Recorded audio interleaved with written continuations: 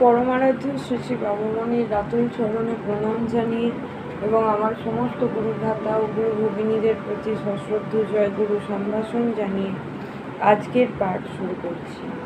ওম অখণ্ড সংহিতা বা অখণ্ড মণ্ডলেশ্বর শ্রী শ্রী স্বামী স্বরূপানন্দ পরমহংসদেবের উপদেশ বাণী দশম খণ্ড, পবিত্রতাই পূর্ণতা।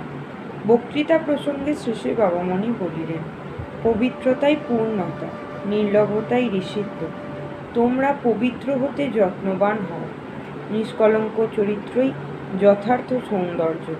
বাইরের স্বরূপতা রূপ নয়, ভিতরের স্বরূপতাই রূপ।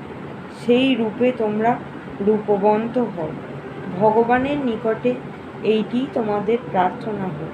হে ভগবান, অন্তর আমাদের স্বচ্ছ করো, সুন্দর করো, পবিত্র করো। বিশ্বাস করো, পবিত্রতাই সকল গুণের সেরা।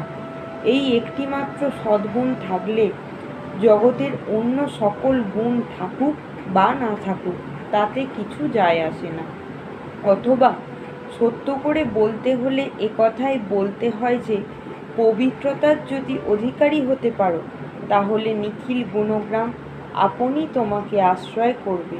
এই জন্যই বলেছি পবিত্রতাই পূর্ণতা। জয় গুরু।